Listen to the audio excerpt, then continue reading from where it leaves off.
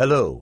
I'm here at the office of the Missouri Review, and today I'm going to interview one of the magazine's interns, Molly Pozel. How are you, Molly? I'm well. Would you like to sit down? No.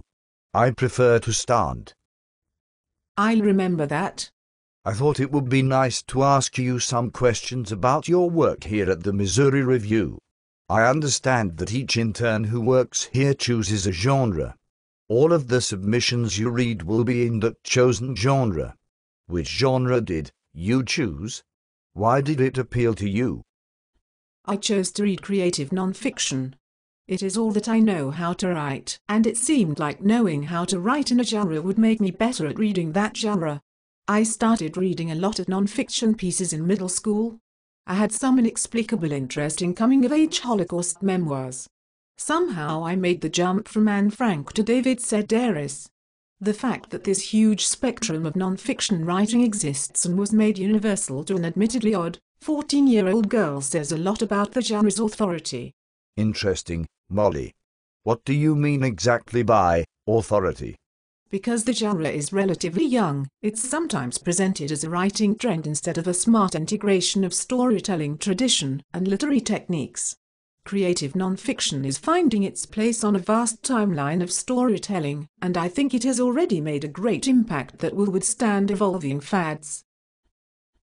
Tell me about a submission you read recently that wasn't taken, but which you liked.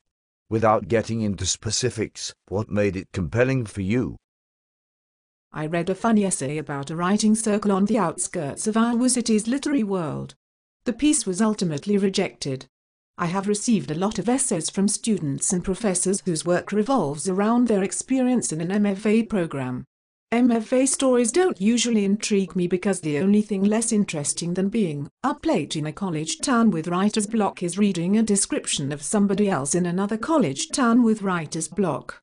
This story, though, was not centered on Iowa City's writing program. I thought the piece was refreshing and honest.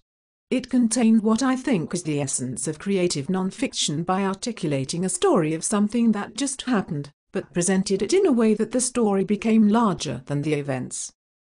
You're doing wonderfully. I have just one last question. How much do you like puppies? An 8.6 on the IMDb scale. The upcoming generation of doglit has been struggling in recent years with the bizarre popularity of catlit and embarrassing attempts at remaining relevant. For example, the 2009 film adaptation of the Jack London novel, Call of the Wild 3D. I admire the young puppies braving a hostile literary world. I'm confident their talent will remind intelligent audiences that cats are strange. I think that's all we have time for. I have lots of things to do, and you have a life of your own. I do not. I prefer to stand.